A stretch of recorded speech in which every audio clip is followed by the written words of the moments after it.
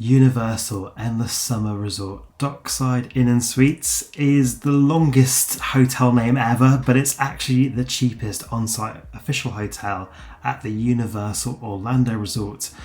But does cheapest mean it's lacking in quality, facilities or value? Well, no. And in this video we're going to find out why by taking a full tour of this absolutely huge mega hotel. I'm going to show you everything from when the swimming pools are open, how the resort Freestyle cup works, and how much does it cost to wash your socks. Literally everything I'm going to show you. We're checking into a 2-bedroom suite that sleeps up to 6 people with a separate bedroom and kitchenette area that may be practical for a larger or a family group of travellers. And we'll take a deep dive practical look at the room and answer the questions like, will I be able to plug everything in, and where will my suitcases go? And we'll consider the resort's location just off International Drive with complimentary shuttles to the Universal theme parks. All this and more as we set sail to the endless summer. Let's go!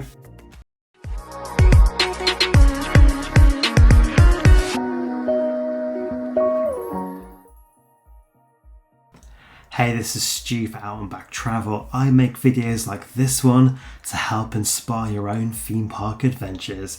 If you do enjoy this video or you find it helpful in some way, please help me out on YouTube by smashing the old like button and consider subscribing for more theme park trip planning content. Thank you, I really do appreciate it.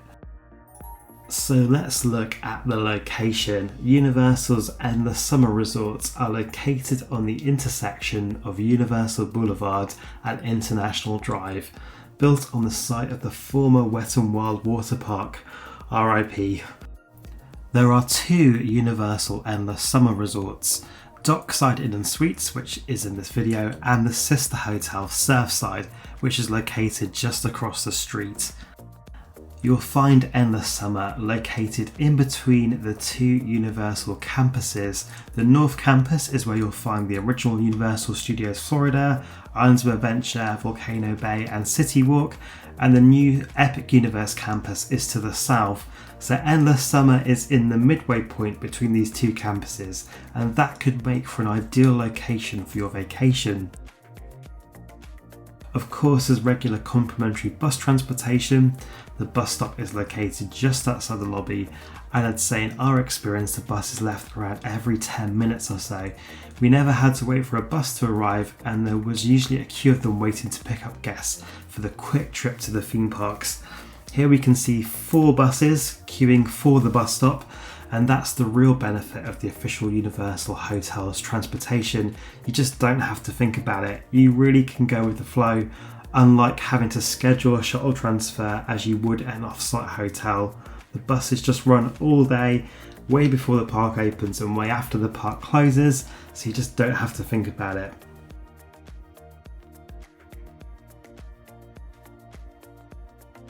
From the front of the hotel there's this walking path which leads to this key card operated gate that opens onto Universal Boulevard, and from there it's a very short walk around the corner onto International Drive where you'll find Civilization.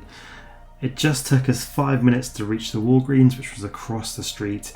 And International Drive, of course, is a very popular tourist destination with many restaurants and activities. So the Endless Summer Resorts have the nice advantage of being accessible to International Drive and not getting stuck inside that theme park bubble that you might get somewhere like Cabana Bay or Aventura Hotel. Let's talk early park admission. One of the greatest benefits of all the official Universal Orlando resorts is that you get complimentary early park admission up to 1 hour before the theme parks open to regular day visitors to get that head start. Of course, you will need a valid theme park ticket to enter the theme park. You need to show your hotel room key at the checkpoints, just like this one at Islands of Adventure. And then you're free to have that 1 hour head start on selected attractions. The offer does vary throughout the year, so it's always best to check the Universal website for the most up-to-date information. It seems they generally offer early entry to Universal's Epic Universe, Volcano Bay, and either Islands of Adventure or Universal Studios Florida. So I've got everything crossed. You get that early morning ride on Hagrid's Magical Creatures Motorbike Adventure TM before the crowds arrive. Ooh, crikey. Hotel layout. Universal's Endless Summer Resort Dockside Inn and Suites is the hotel name. It's about as long as its own corridors. This hotel is on a ridiculously big scale with 2,050 rooms. The hotel is arranged in 2 U-shaped tower blocks, each with a swimming pool in the centre for a total of 2 pools. Each tower is connected by the main lobby building in the middle, and the towers are imaginatively named Tower 1 and Tower 2. Ugh. Keep it simple, I guess. Each tower has 2 elevated banks. You'll find ice machines on every floor, and vending machines and guest laundry are on floors 3, 6 and 9. And here's a look at the laundry room. I know this is what you came to see. There's plenty of washers and dryers. There was a vending machine for detergent and dry sheets.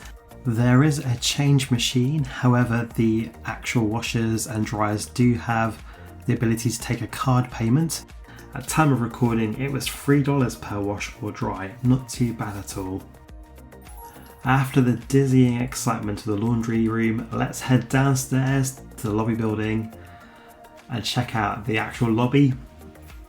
The lobby always felt a chaotic hive of activity. Even when coming back from horror nights in the early hours of the morning, there's a real buzz about the place. The dockside styling is less fishy industrial warehouses and more relaxing wood, like these towering wood pieces. It's driftwood and beachy summer vibes all round, which is swell for a lovely vacation. Here are the check-in desks. The queue moved very quickly on our check-in day. Of course, they have a separate vacation planning centre desk where you can purchase tickets if you don't already have them and pick up tickets. This is actually quite handy. If you get tickets that need to be collected from the theme park will call, you can actually collect them here, which does save queuing at the park. And this desk also handles the baggage storage. So if you need to store any bags before you check in or after you check out, you can do this here. It just requires a tip to the staff. There's an Avis car rental desk, and of course the mandatory Universal Studios store, which also has some medical and sanitary items if you need them. On the other side of the lobby there's a full Starbucks for your shot of caffeine. This seating at the bar had power outlets and charging for your devices. Moving around the corner we find the Sunset Lounge, the hotel's lobby bar. How many beer taps do you want? Yes. And there's some comfy chairs in the seating area. Some of the tables have outlets for charging too, which is very thoughtful. And then heading around the corner again we find Pier 8 Market. This is the hotel's food court or quick service dining location. There's different food stations like a burger or a wok. Essentially you go to the different station, ask the chef for your food, and then you take your items to the register and pay at the end. They even have a salad selection if you want green things. There's gluten-free too. And so much seating. There really is a lot of seating here.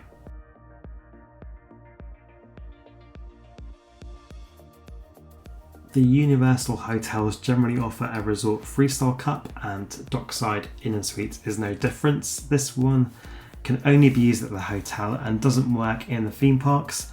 At the time of visit, the prices were 1 to 3 days $19, 4 to 7 days $25, and length of stay $30, which for us staying 10 days was amazing value. The Freestyle machines can be found inside the Pier 8 Market, and there's also some by the pools, and you can also get coffee and hot chocolate inside Pier 8 Market too, along with the regular soft drinks. Elsewhere in the hotel there's a games room with some arcade machines and a fitness centre, which I don't actually have footage of myself. I'm not even sure that gyms exist on vacation. Let me know in the comments below if you've ever seen one when you've been on a vacation and why. This hotel does have 2 giant pools at time of recording. The hours were 9 AM till 10 PM, and this gets extended to an 11 PM close on a Friday and Saturdays. One of the pools has a splash pad area for the kids, but generally they both have plenty of seating and lots of parasols for shade. They do offer free towels and life vests.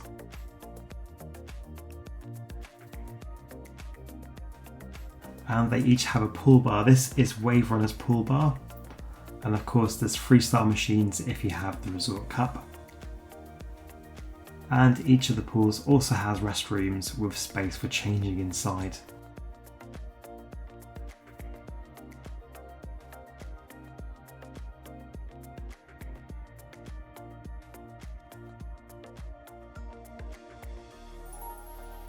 So let's head up for the room tour. Let's check out the 2-bedroom suites which we had.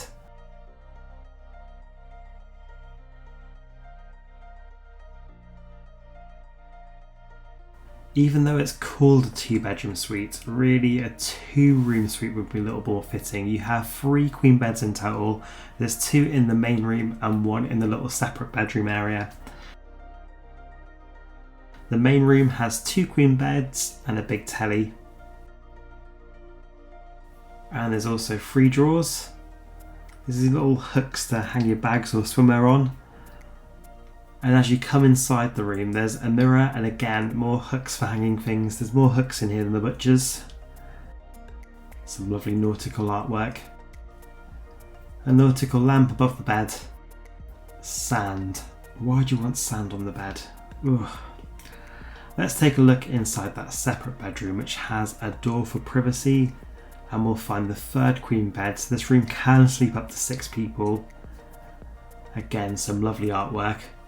I've always dreamed of sleeping under a surfer, so this was fulfilling. And this pillow is sail, as in your credit card limit has sailed in Orlando. There's lamps at each side of the bed and these handy little shelves. Facing the other way in the room, there's a TV and another weird tiny shelf with hooks underneath, and a bonus poof or seat, or whatever you call it in your household. I can call it the P word.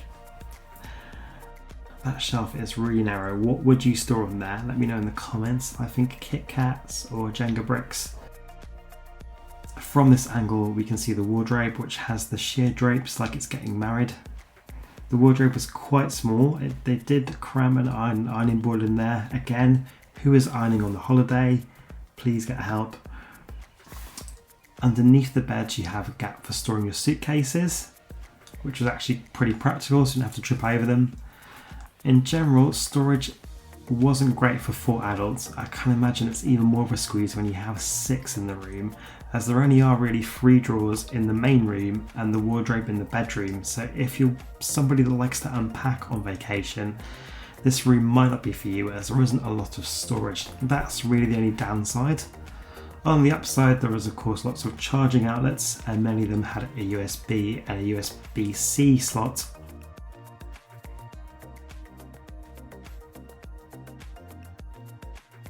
Here's a thermostat shot for the dads.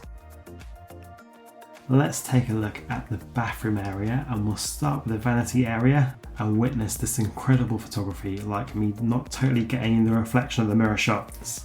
They didn't see how I did that. The vanity area does have 2 sinks located outside the main bathroom, so it's practical for multiple people getting ready at the same time. And there's a big mirror and a wall-mounted hairdryer from the 60s. Inside the bathroom you'll find the shitter and one of those American shower tub combinations, which is like a weird little tiny bath that offers a couple of inches of depth. As a treat, this bathroom has a proper closing door, no sliding barn door shenanigans here. The door actually closes properly, which might be important to you. It's important to me. The shower here is acceptable, and you can adjust the head. It had different functions. There's some surf and sand renewing shampoo and hydrating conditioner. Ooh. And there's a cleansing bath bar and a gentle facial. Ooh, treat yourself. The coolest part of the whole room is of course the kitchenette area, which has a sink and a microwave. or microwave. We also have the picnic bench that we found quite a good little space for being communal. We had a breakfast here and a little drink at the end of the day. We also have a good size for a hotel room fridge. We did get a lot inside there, and the little kind of drink holders were quite practical.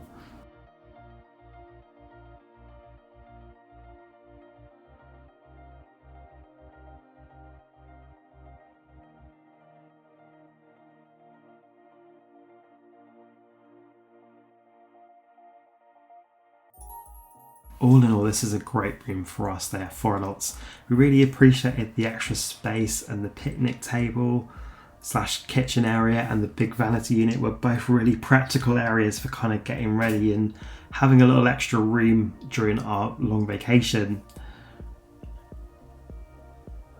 So that brings us to the end of our tour of Universal's Endless Summer Resort, Dockside Inn and Suites.